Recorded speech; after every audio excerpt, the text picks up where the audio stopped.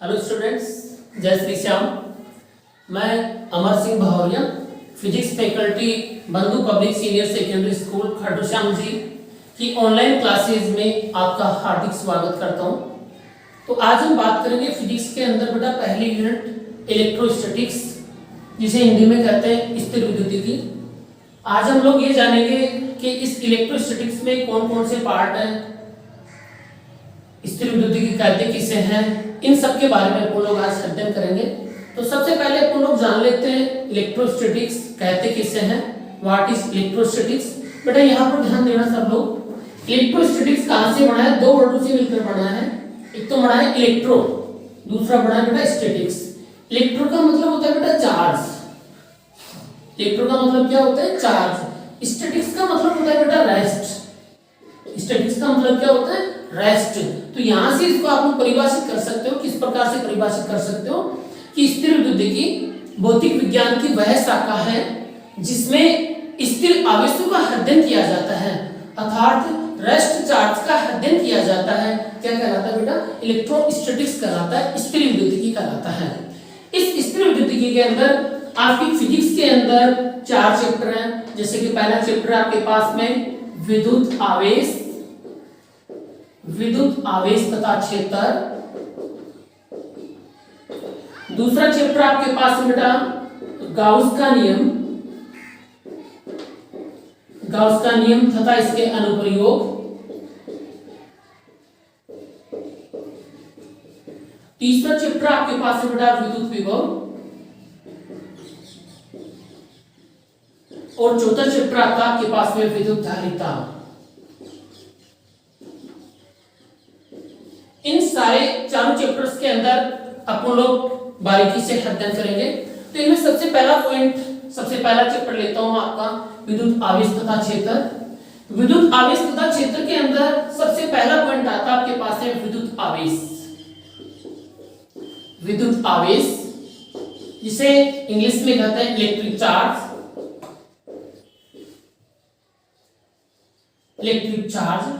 अपन लोग ये देखेंगे इलेक्ट्रिक चार्ज कहते किसे हैं, विद्युत आवेश की उत्पत्ति किस प्रकार से हुई थी, इन सब बातों के बारे में अपन लोग अध्ययन करेंगे।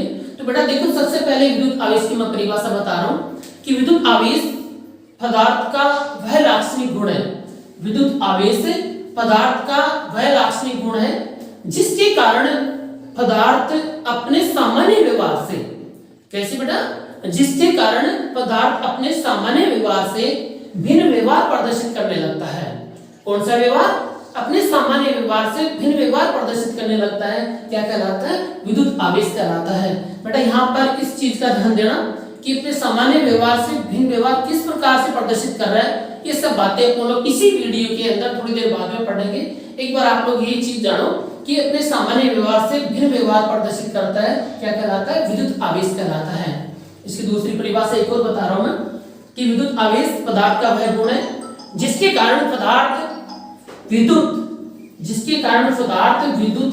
तथा चुंबकीय क्षेत्र, विद्युत तथा चुंबकीय क्षेत्र बोल दो, चाहे आप लोग बोल दो चुंबकीय प्रभाव उत्पन्न करता है। बेटा क्या कहलाता है, विद्युत आवेश कहलाता है। एक तीसरी परिभाषा आपको एक और बता रहा हूं, आप लोगों ने 10th क्लास के अंदर पढ़ा होगा। 10th क्लास के अंदर एक सिंपल सा फॉर्मूला पढ़ा होगा विद्युत धारा का, I बराबर Q अपॉन T, अर्थात आवेश प्रवाह की दर को हम लोग क्या कहते हैं, विद्युत धारा कहते हैं। यहाँ से बेटा बन जाता है आपके पास में Q बराबर I into T। यहाँ से इसकी एक सिंपल सी परिभाषा जो छोटे बच्चे पढ़ते हैं वो परिभाषा भी आप लोग डिफाइन कर सकते हो कि आवेश बराबर क्या होता है, धारा तथा समय का गुणनफल। धारा तथा समय का गुणनफल क्या कहलाता है, आपका विद्युत आवेश कहलाता है। इस विद्युत आवेश के बारे में बेटा सबसे पहले आपका एक वैज्ञानिक आया था, थेल्स नामक वैज्ञानिक। कौन सा वैज्ञानिक आया था बेटा, थेल्स नामक वैज्ञानिक आया था। इस थेल्स नामक वैज्ञानिक ने एक प्रयोग किया था छोटा सा। देखो बेटा इसने कौन सा प्रयोग किया था, इस थेल्स नामक वैज्ञानिक ने एक पदार्थ लिया था। कौन सा पदार्थ लिया था, एम्बर नामक पदार्थ। एम्बर क्या है, एक पदार्थ होता है, पीले रंग का पदार्थ होता है जो कि कहां पाया जाता है, समुद्र के किनारे पाया जाता है। किसने लिया था, थेल्स नामक वैज्ञानिक ने एक एम्बर नामक पदार्थ लिया था।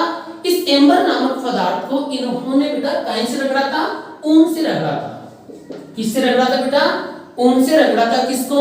एम्बर नामक पदार्थ को। तो उन्होंने क्या देखा कि इस एम्बर नामक पदार्थ में छोटे छोटे कणों को, जैसे कि आपके पास में छोटे छोटे कण नहीं होते क्या, उन छोटे छोटे कणों को अपनी ओर आकर्षित करने का गुण आ जाता है। इतना काम करके इस वैज्ञानिक ने छोड़ दिया। इसके बाद में नेक्स्ट दूसरा वैज्ञानिक आया आपका गिलबर्ट। कौन सा वैज्ञानिक? गिलबर्ट आया।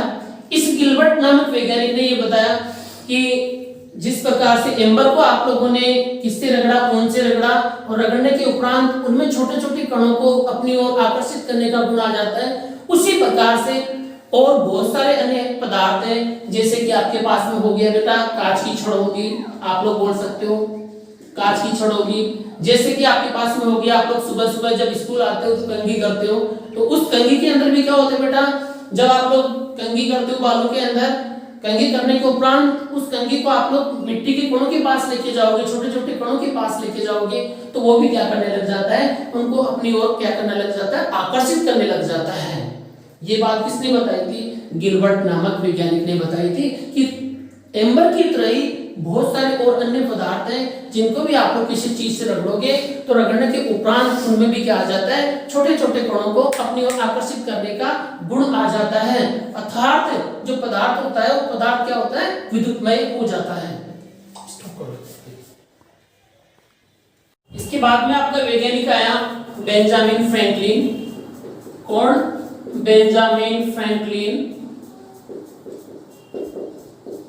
इस बेंजामिन फ्रैंकलिन ने देखो बेटा क्या बताया, इस बेंजामिन फ्रैंकलिन ने कुछ एक प्रयोग किए, उन प्रयोगों के आधार पर इस वैज्ञानिक ने बताया कि आपके आवेश कितने प्रकार के होते हैं? 2 प्रकार के होते हैं। एक होता है धनात्मक आवेश, दूसरा होता है आपके पास में ऋणात्मक आवेश।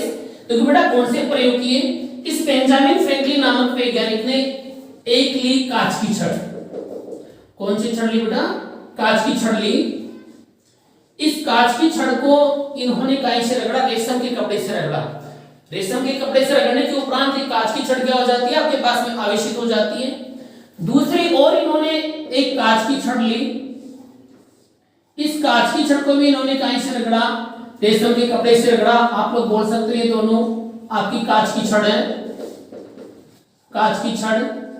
इन दोनों कांच की छड़ों को इन्होंने रेशम के कपड़े से रगड़ा, और रगड़ने के उपरांत ये क्या कर रहा है? इन दोनों कांच की छड़ों के पास लाने का प्रयास कर रहा है, लेकिन ये दोनों छड़ें क्या हो रही है? दूर जाने का प्रयास कर रही है। इसके बाद में इसने दूसरी छड़ ली।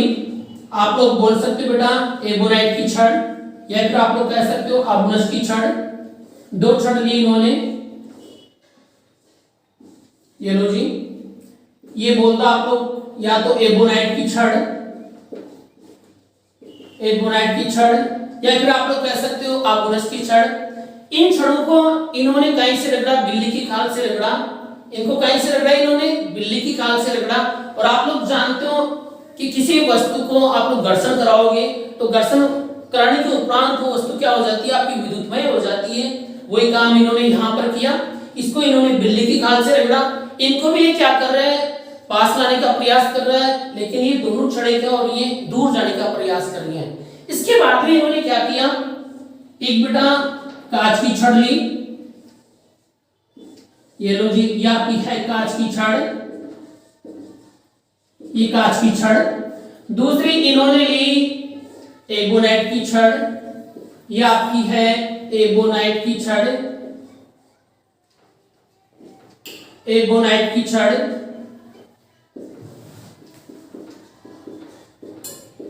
एबोनाइट की छड़।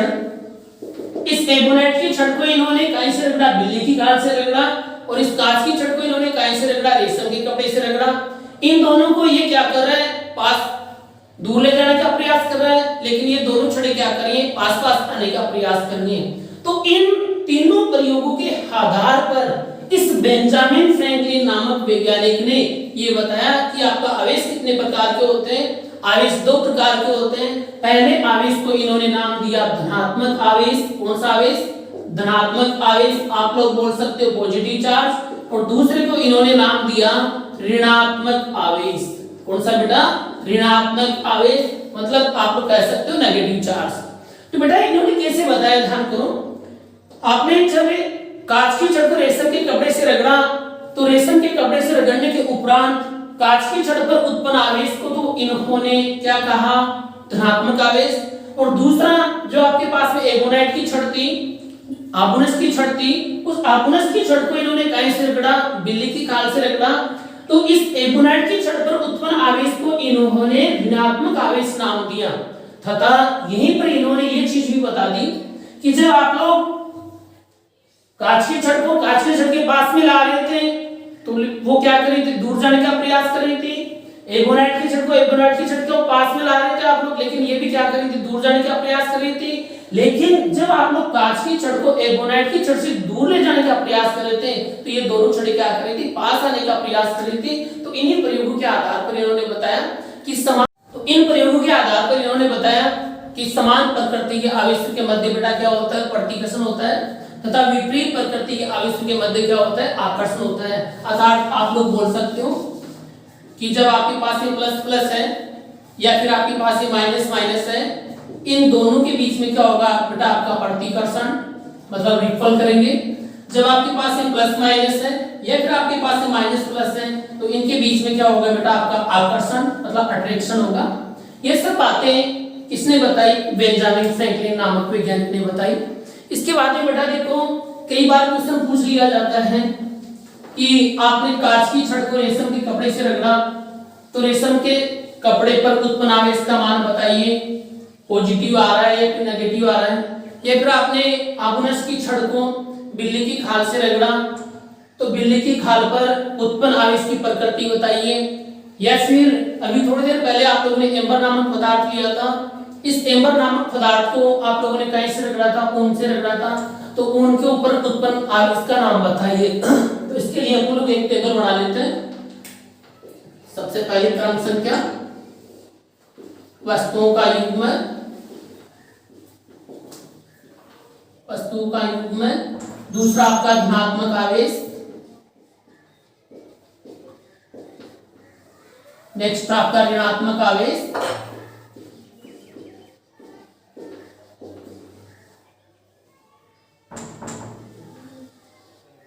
सबसे पहले लेते हैं अपन लोग वस्तुओं का युग्म, जैसे कि कांच की छड़,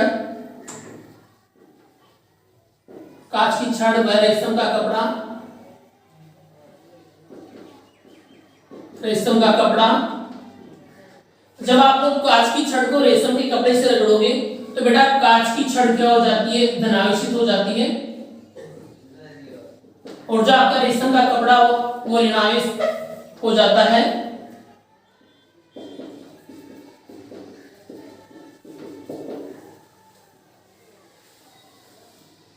दूसरा आपके पास में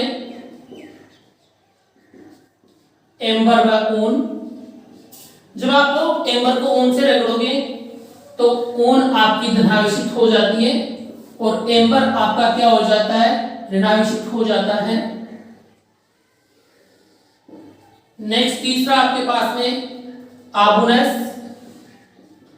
या फिर आप लोग बोल सकते हो एगोनाइट, आबुनस अथवा एगोनाइट की छड़ वह बिल्ली की खाल,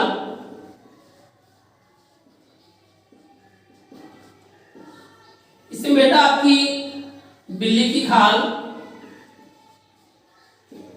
धनावेशित हो जाती है और आबुनस की छड़, आबुनस की छड़ आपकी क्या हो जाती है, ऋणावेशित हो जाती है। फिर एगोनाइट की छड़ को बोल सकते हो आप लोग। तो बेटा इसमें कई बार क्वेश्चन ऐसे ही पूछ लेते हैं कि कांच की छड़ को आपने रेशम के कपड़े से रगड़ा तो कांच की छड़ धनावेशित हो जाती है, क्यों? दूसरा क्वेश्चन ऐसे पूछ लिया जाता है एम्बर को आपने ऊन से रगड़ा तो ऊन धनावेशित हो जाती है, क्यों? तीसरा क्वेश्चन ऐसे ही पूछ सकता है एगोनाइट की छड़ को आपने बिल्ली की खाल से रगड़ा तो बिल्ली की खाल धनावेशित हो जाती है, क्यों? या फिर आबुनस की छड़ ऋणावेशित हो जाती है, क्यों? इन सब का आंसर बेटा एक ही है, आप लोग अपनी भाषा में दे सकते हो। जैसे कि पहला आंसर, पहला क्वेश्चन में बोलूं कांच की छड़ को आपने रेशम के कपड़े से रगड़ा तो कांच की छड़ धनावेशित हो जाती है, क्यों? इसका आंसर देखना बेटा, जो कांच की छड़ है, कांच की छड़ के अंदर जो इलेक्ट्रॉन्स हैं, आप लोग जानते हो कि छड़ है उसमें धनावेश और ऋणावेश दोनों होंगे, सुचालक है। तो कांच की छड़ के अंदर जो आपके इलेक्ट्रॉन्स हैं वो इलेक्ट्रॉन्स दुर्बल आकर्षण बल से बंधे हुए रहते हैं। किससे बंधे हुए रहते हैं? दुर्बल आकर्षण बल से बंधे हुए रहते हैं, तो इनको आप लोग रेशम के कपड़े से रगड़ोगे तो वो दुर्बल आकर्षण बल से बंधे हैं, मतलब बहुत ही कम बल से बंधे हुए रहते हैं। इस कारण से वो क्या हो जाते हैं, इलेक्ट्रॉन्स यहाँ से टूटने स्टार्ट हो जाते हैं, इलेक्ट्रॉन यहाँ से निकल जाते हैं और इलेक्ट्रॉन यहाँ से निकल के किसमें जाएंगे, रेशम के कपड़े में चले जाते हैं। तो बेटा कांच की छड़ में इलेक्ट्रॉनों की क्या हो जाती है, कमी हो जाती है, और रेशम के कपड़े में क्या हो जाती है, इलेक्ट्रॉनों की अधिकता हो जाती है। इसलिए कांच की छड़ क्या हो जाती है, आपकी धनावेशित हो जाती है, और रेशम का कपड़ा क्या हो जाता है, आपका ऋणावेशित हो जाता है। इसी प्रकार से एक क्वेश्चन और ले लो आप लोग, जैसे कि आर्गोनस की छड़ अथवा एगोनाइट की छड़ को आपने बिल्ली की खाल से रगड़ा तो आपकी आर्गोनस की छड़ ऋणावेशित हो जाती है, क्यों, या फिर आप लोग बोल सकते हो आर्गोनस की छड़ को आपने बिल्ली की खाल से रगड़ा तो बिल्ली की खाल धनावेशित हो जाती है, क्यों, वही चीज बेटा, क्योंकि बिल्ली की खाल के अंदर जो इलेक्ट्रॉन्स होते हैं वो इलेक्ट्रॉन्स दुर्बल आकर्षण बल से बंधे हुए रहते हैं, इसलिए जब आप इनसे आप लोग रगड़ोगे तो इलेक्ट्रॉन्स बिल्ली की खाल से निकलकर किसमें चले जाते हैं, आपके बेटा आर्गोनस की छड़ में चले जाते हैं। इस कारण से आर्गोनस की छड़ में इलेक्ट्रॉनों की क्या हो जाती है, वृद्धि हो जाती है, और आपकी बिल्ली की खाल में क्या हो जाती है, इलेक्ट्रॉनों की कमी। बिल्ली की खाल में इलेक्ट्रॉनों की कमी के कारण बिल्ली की खाल क्या हो जाती है, आपकी धनावेशित हो जाती है, और आपकी आर्गोनस की छड़ क्या हो जाती है, ऋणावेशित हो जाती है। इसके बाद में आपके बेटा नेक्स्ट टॉपिक आता है आपका आवेश की मात्रक, यूनिट ऑफ चार्ज। आवेश की मात्रक, आवेश की मात्रक अपन लोग कई प्रकार की पद्धतियों में पढ़ेंगे। तो सबसे पहला पॉइंट लेता हूं बेटा मैं, विद्युत आवेश का, विद्युत आवेश का एसआई पद्धति में, एसआई पद्धति में मात्रक कूलाम अथवा एम्पियर इनटू सेकेंड होता है। यहां से आप लोग कह सकते हो बेटा एक कूलाम बराबर एक एम्पियर इनटू एक सेकेंड। कई बार क्वेश्चन पूछा जाता है कि आवेश का एसआई पद्धति में मात्रक क्या होता है, तो आपका आवेश का एसआई पद्धति में मात्रक क्या होता है, आपका बेटा कूलाम होता है। यहां से बेटा एक परिभाषा पूछ लेते हैं कि एक कूलाम को परिभाषित कीजिए। यहाँ पर सब लोग ध्यान देना। तो एक कूलाम की आप लोग परिभाषा किस प्रकार से बनाओगे, यदि किसी चालक तार में, यहाँ पे देखना इसमें सब लोग, यदि किसी चालक तार में एक एम्पीयर की धारा, कितनी एम्पीयर की धारा, एक एम्पीयर की धारा एक सेकंड के लिए प्रवाहित की जाती है, तो उस चालक तार से प्रवाहित होने वाले आवेश का मान कितना होता है, आपके पास में एक कूलाम होता है। नेक्स्ट आता आपके पास में सीजीएस पद्धति में, सीजीएस में तो देखो आवेश का सीजीएस पद्धति में कई प्रकार के मात्रक होते हैं। जैसे कि सीजीएस पद्धति में सबसे पहला होता है आपके पास में स्थिर विद्युत, स्थिर विद्युत इकाई, आप लोग कह सकते हो इसको इलेक्ट्रो स्टैटिक यूनिट। इस इलेक्ट्रोस्टैटिक यूनिट को शॉर्टकट में आप लोग ऐसे लिख सकते हो ईएसयू, ईएसयू स्थिर विद्युत इकाई बोल सकते हो। नेक्स्ट होता है बेटा फ्रैंकलिन। नेक्स्ट कौन सा होता है आपके पास में, सीजीएस पद्धति में आवेश का मात्रक होता है स्थिर विद्युत इकाई बोल दो, ईएसयू बोल दो, फ्रैंकलिन बोल दो। नेक्स्ट बोल दो आप लोग स्टेट कूलाम, कितना बेटा, स्टेट कूलाम। तो विद्युत आवेश के सीजीएस पद्धति में देखो मात्रक ईएसयू बोल दो, चाहे स्टेट कूलाम बोल दो, चाहे आप लोग फ्रैंकलिन बोल दो, ये कौन सी पद्धति मात्रक होते हैं आवेश के, सीजीएस पद्धति में। और यहीं पर बेटा ध्यान देना, एक कूलाम में कितने स्टेट कूलाम होते हैं, 3 × 10⁹ स्टेट कूलाम होते हैं। स्टेट कूलाम, एक कूलाम में बेटा कितने फ्रैंकलिन होते हैं, 3 × 10⁹ फ्रैंकलिन। और बेटा यहीं पे ध्यान देना, एक कूलाम में कितने ईएसयू होते हैं, 3 × 10⁹ ईएसयू। ईएसयू मतलब इलेक्ट्रोस्टैटिक यूनिट, स्थिर विद्युत इकाई। तो यहाँ पर पूछ लिया जाता है, कई बार क्वेश्चन पूछा गया है कि विद्युत आवेश का सीजीएस पद्धति मात्रक क्या होता है, तो आपको आंसर देना बेटा क्या बोल दो, चाहे ईएसयू बोल दो, चाहे स्टेट कूलाम बोल दो, चाहे फ्रैंकलिन बोल दो। और यहाँ से एक नंबर का क्वेश्चन ये भी पूछ लेते हैं कि एक कूलाम में कितने ईएसयू होते हैं, एक कूलम में कितने होते हैं आपके पास में 3 × 10⁻⁹ ESU होते हैं। नेक्स्ट आप लोग बोल सकते हो अन्य मात्रक।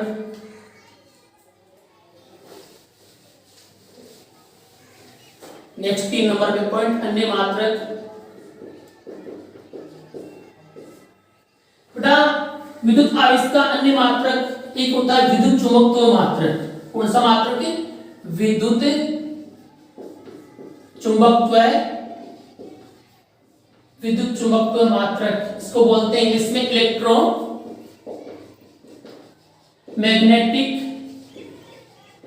Electromagnetic unit. शॉर्टकट में इसको आप लोग बोल सकते हो EMU। ये आवेश का अन्य मात्रक होता है।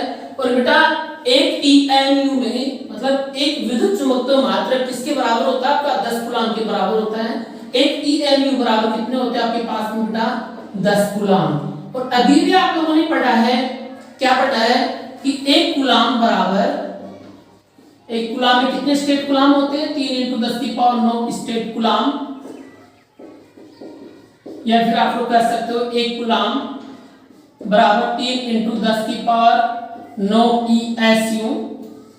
यहां से ध्यान देना बेटा, एक EMU बराबर कितने होते हैं? 10 कूलम। तो इस 10 कूलम को मैं ऐसे लिख सकता हूं, एक EMU बराबर 10 × 1 कूलम।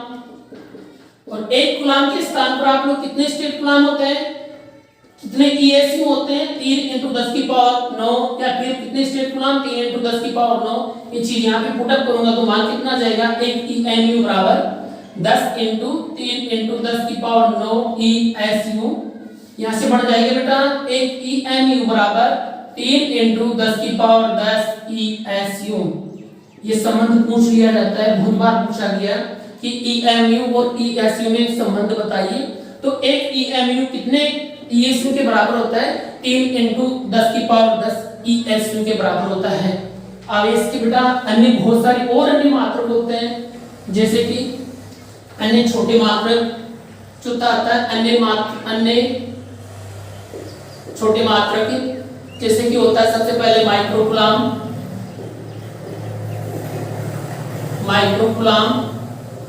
माइक्रो को रिप्रेजेंट करते हैं बेटा म्यू से। म्यू क्या होता है आपका? माइक्रो। और सी क्या होता है आपका? कूलम।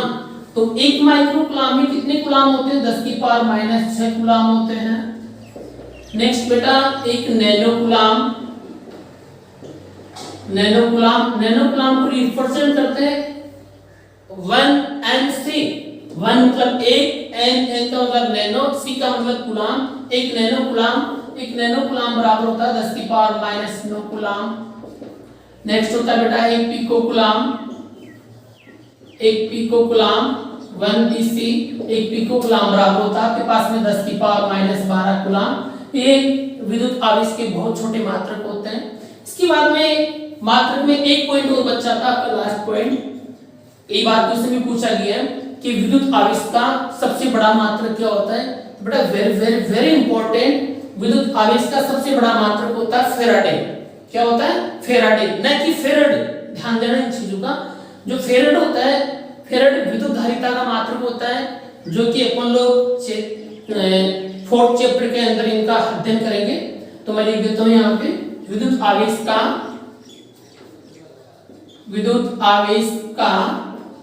सबसे बड़ा मात्रक क्या होता है आपका? फेराडे होता है। और एक फेराडे बराबर होता है आपका 96,500 कूलम। ये सबसे बड़ा मात्रक होता है। आपके नीट एग्जाम में भी पूछा जा सकता है कि आवेश का सबसे बड़ा मात्रक क्या होता है? फेराडे होता है। और एक फेराडे में कितने कूलम होते हैं? आपके 96,500 कूलम होते हैं। ठीक है। पॉइंट आता है आपके पास में विद्युत आवेश की गुणधर्म, प्रॉपर्टीज ऑफ चार्ज। बेटा विद्युत आवेश की 4 प्रकार के गुणधर्म होते हैं। सबसे पहला होता है आपके पास है विद्युत आवेश की योज्यता का नियम। दूसरा होता है आपके पास है विद्युत आवेश की निश्चितता का नियम। तीसरा होता है आपके पास है विद्युत आवेश का संरक्षण नियम। चौथा होता है आपके पास में आवेश का क्वांटीकरण। इन सब में अपन लोग सबसे पहला पॉइंट देखेंगे विद्युत आवेश की योज्यता का नियम। देखो बेटा विद्युत आवेश की योज्यता का नियम किसे कहते हैं? यदि किसी निकाय में, किसे बेटा? निकाय आप लोग जानते हो बेटा कणों का समूह क्या कहलाता है? का निकाय कहलाता है। यदि किसी निकाय में, या आपके पास में निकाय है, यदि किसी निकाय में दो या दो से अधिक, सपोज करो यहाँ पर Q1 आवेश, यहाँ पर -Q2 आवेश, यहाँ पर -Q3 आवेश, यहाँ पर आपका प्लस का Q4 आवेश उपस्थित है। यदि किसी निकाय में दो या दो से अधिक आवेश उपस्थित हैं तो उस निकाय का कुल आवेश का मान, इस पूरे निकाय का कुल आवेश का मान इस निकाय में उपस्थित सभी आवेशों के बीजगणितीय योग के बराबर होता है। तो इसे क्या कहते हैं बेटा? विद्युत आवेश की योज्यता का नियम कहते हैं। जैसे कि सपोज कर लो आपके पास में ये निकाय है और इस निकाय में कितने आवेश है? 4 आवेश है। एक है प्लस Q1 आवेश, दूसरा -Q2 आवेश, तीसरा -Q3 आवेश, चौथा क्या आपके पास में Q4 आवेश। तो इसका कुल आवेश कितना बढ़ जाएगा? समेशन Q बराबर प्लस का Q1 plus -Q2 plus -Q3 plus क्या बेटा Q4। तो यहाँ से क्या बढ़ जाएगा? Q1 -Q2 -Q3 प्लस का क्या बढ़ जाएगा? Q4। ये किसके बराबर है? समेशन Q के बराबर। अर्थात निकाय का कुल आवेश का मान उस निकाय में उपस्थित सभी आवेशों के बीजगणितीय योग के बराबर होता है। तो इसे कहते हैं विद्युत आवेश की योज्यता का नियम। इसके बाद बेटा नेक्स्ट दूसरा गुणधर्म आता है आपके पास में विद्युत आवेश की निश्चलता का नियम। देखो ये इसकी परिभाषा आ रही है निश्चलता। निश्चलता को कांस्टेंट, नियतांक, अर्थात आवेश का मान। किसका मान बेटा? आवेश का मान कण की गति के ऊपर निर्भर नहीं करता है। यदि कोई भी कण आपके पास में, ये कण है, ये कण यदि स्थिर अवस्था में है तब इसके ऊपर है आपका प्लस का 5 कूलम आवेश, और यदि यही कण आपका गति कर रहे हैं तब भी उसके ऊपर आवेश का मान कितना होगा? 5 कूलम ही रहेगा। ये क्या कहलाता है? विद्युत आवेश की निश्चलता का नियम कहलाता है। अर्थात आप लोग कह सकते हो कि आवेश का मान किसके ऊपर निर्भर नहीं करता? वेग के ऊपर निर्भर नहीं करता है, कण की गति के ऊपर निर्भर नहीं करता है। आवेश का मान क्या रहता है? नियतांक रहता है। ये क्या कहलाता है? निश्चलता का नियम कहलाता है। आप लोग कह सकते हो समेशन Q स्थिर अवस्था, स्थिर अवस्था बराबर आप लोग कह सकते हो समेशन Q गतिशील अवस्था। अर्थात यदि कण स्थिर अवस्था में है तो या फिर गतिशील अवस्था में है, दोनों ही अवस्थाओं के अंदर आवेश का मान क्या रहेगा? नियतांक रहेगा, स्थिर रहेगा। ये क्या कहलाता है? विद्युत आवेश की निश्चलता का नियम कहलाता है। इसके बाद में आपके पास में नेक्स्ट तीसरा पॉइंट आता है विद्युत आवेश का संरक्षण का नियम। कौन सा? संरक्षण। संरक्षण से इसकी परिभाषा आ रही है। संरक्षण का मतलब होता है बेटा संरक्षित होना, नष्ट ना होना। तो आप लोग क्या कह सकते हो कि विद्युत आवेश को आप लोग ना उत्पन्न कर सकते, ना नष्ट कर सकते, बल्कि एक वस्तु से दूसरी वस्तु में रूपांतरित कर सकते हो। बेटा कैसे? सपोज कर लो आपके पास में ये कांच की छड़ थी। क्या था आपके पास में? कांच की छड़ थी। ये क्या था आपके पास में? रेशम का कपड़ा था। रेशम का कपड़ा। जब इनको आपने आपस में रगड़ा नहीं था उस टाइम पर इन पर आवेश नहीं था, अर्थात कुल आवेश का मान कितना था आपके पास में? कुल आवेश बराबर था आपके पास में 0। जब इनको आपने आपस में रगड़ा दोनों को, तो रगड़ने के उपरांत क्या हुआ? कांच की छड़ से इलेक्ट्रॉन किसमें गए? रेशम के कपड़े में गए। सपोज कर लो यहाँ से इलेक्ट्रॉन निकले बेटा। कितने इलेक्ट्रॉन निकले? 2 इलेक्ट्रॉन्स निकले। तो यहाँ पर कितने इलेक्ट्रॉन्स गए? 2। तो यहाँ पर उतने इलेक्ट्रॉनों की क्या होगी? कमी होगी। इसका मतलब यहाँ पर इन इलेक्ट्रॉनों के बराबर यहाँ पर धनात्मक आवेश उत्पन्न हो जाता है, और यहाँ पर कौन सा आवेश? ऋणात्मक आवेश। तो यहाँ पर माइनस का 2 आवेश और यहाँ पर कौन सा आवेश बेटा? प्लस का 2 आवेश। तो प्रक्रिया होने के पश्चात देखो इसमें आवेश समेशन Q बराबर क्या हो जाएगा आपका? +2 माइनस का 2 बराबर कितना आ गया? 0। जब इनको आपने आपस में रगड़ा नहीं था उस टाइम पर कुल आवेश कितना था? 0। और रगड़ने के उपरांत भी देखो बेटा आवेश का मान कितना आ रहा है? 0। अर्थात आप लोग कह सकते हो कि किसी विलगित निकाय पर आवेश का मान क्या रहता है? नियतांक रहता है, संरक्षित रहता है। वही क्या कहलाता है? विद्युत आवेश का संरक्षण का नियम कहलाता है। नेक्स्ट दूसरा भी आप लोग एक एग्जांपल दे सकते हो। जैसे कि आपके पास में थी एबोनाइट की छड़ थी। एबोनाइट की छड़ को आपने बिल्ली की खाल से रगड़ा, तो रगड़ने से पहले इनके ऊपर जो कुल आवेश था कुल आवेश का मान कितना था आपके पास में 0 था। और रगड़ने के उपरांत जितने आपके पास है बिल्ली की खाल के ऊपर धनात्मक आवेश उत्पन्न हो रहा है, उतना ही ऋणात्मक आवेश किसके ऊपर उत्पन्न हो रहा है, आपने उसकी छड़ पर या फिर एल्बोनाइट की छड़ पर उत्पन्न आवेश हो रहा है। तो दोनों का आप समेशन करोगे, जोड़ोगे, तब भी मान कितना आता है आपके पास में 0 मान प्राप्त होता है। ये क्या कहलाता है आपके पास में विद्युत आवेश का संरक्षण नियम कहलाता है। इसके बाद में लास्ट टॉपिक आता है आपके पास में गुणधर्म के अंदर आवेश का क्वांटीकरण। देखो बेटा अपन लोग ये जानेंगे, वेरी इंपॉर्टेंट क्वांटीकरण कहते हैं, किससे कई बार पूछा गया। तो देखो क्वांटीकरण के बारे में अपन लोग समझते हैं। एक मिलिकन नामक वैज्ञानिक ने, किसने बेटा, मिलिकन नामक वैज्ञानिक ने एक प्रयोग किया था। कौन सा प्रयोग? तेल बूंद प्रयोग। मिलिकन नामक वैज्ञानिक ने अपने तेल बूंद प्रयोग के आधार पर, इस पर बेटा अपने तेल बूंद प्रयोग के आधार पर यह बताया कि किसी वस्तु को दिया गया आवेश, किसी भी वस्तु को दिया गया आवेश सतत ना होकर, सतत का मतलब लगातार ना होकर, किसमें होता है, विविध होता है। क्या होता है? बंडलों के रूप में होता है, पैकेटों के रूप में होता है, जिन्हें क्या कहते हैं बेटा, क्वांटा कहते हैं। क्या कहते हैं? क्वांटा कहते हैं। अर्थात इन्होंने ये बताया कि किसी वस्तु को दिया गया आवेश एक न्यूनतम संख्या के पूर्ण गुणज के बराबर होता है। किसके बराबर होता है? एक न्यूनतम संख्या के पूर्ण गुणज के बराबर होता है। और इस न्यूनतम संख्या को क्या कहते हैं? आवेश का क्वांटम कहते हैं। न्यूनतम संख्या को क्या कहते हैं? आवेश का क्वांटम। क्या कहते हैं बेटा?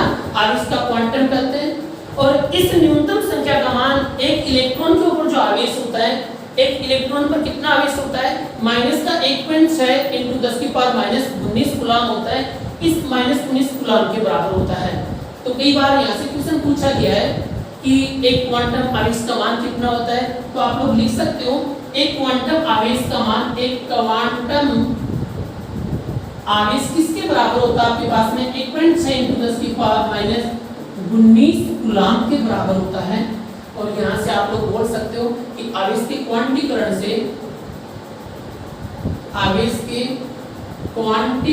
से किसी वस्तु को दिया गया आवेश Q बराबर ±N × E, जहाँ बेटा Q होता है वस्तु को दिया गया आवेश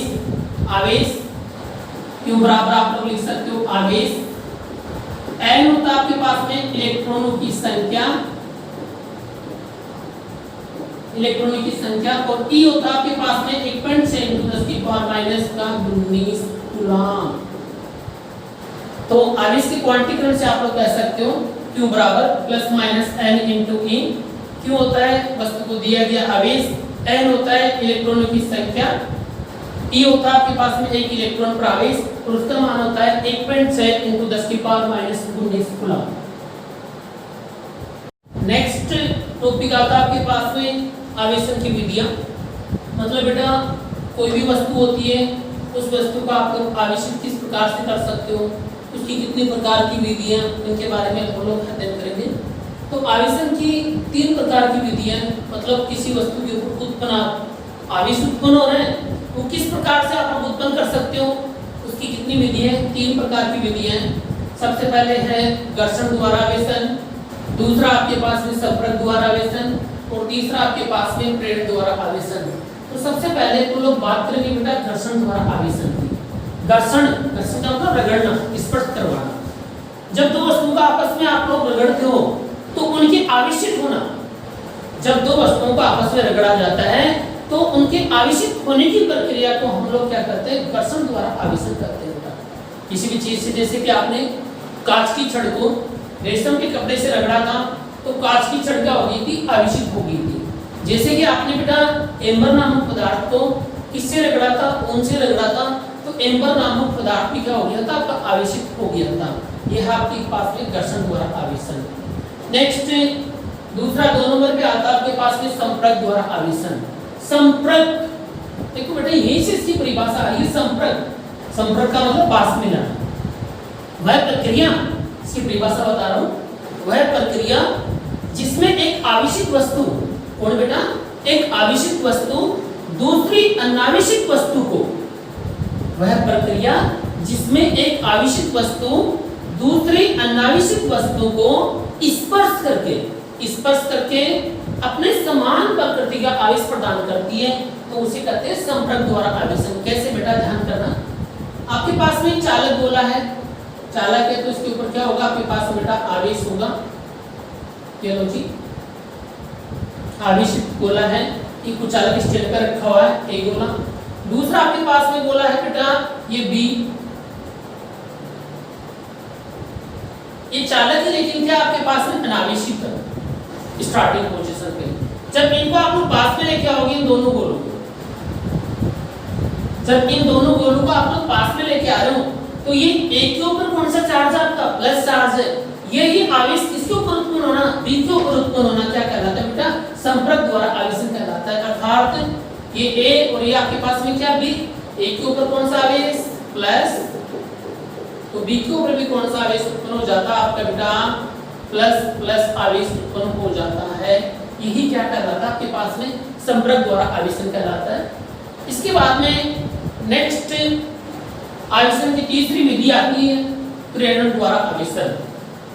प्रेरण बेटा बहुत ही नेक्स्ट तीसरी आती है आपके पास में विधि प्रेरण द्वारा आवेशन। तो सबसे पहले तो कौन लोग इसकी परिभाषा पढ़ेंगे, तो बेटा प्रेरण द्वारा आवेशन कहते हैं किसे, वह प्रक्रिया जिसमें एक आवेशित वस्तु दूसरी अनावेशित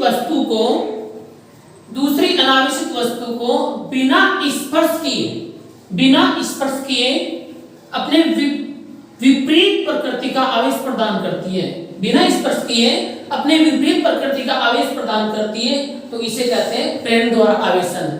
बेटा इसको समझने के लिए देखो, अपन लोग एक धातु का गोला लेते हैं, इस धातु के गोले को अपन लोग एक चालक स्टैंड पर रखते हैं और इस धातु के गोले के पास में अपन लोग एक ऋणावेशित छड़ लेके आते हैं।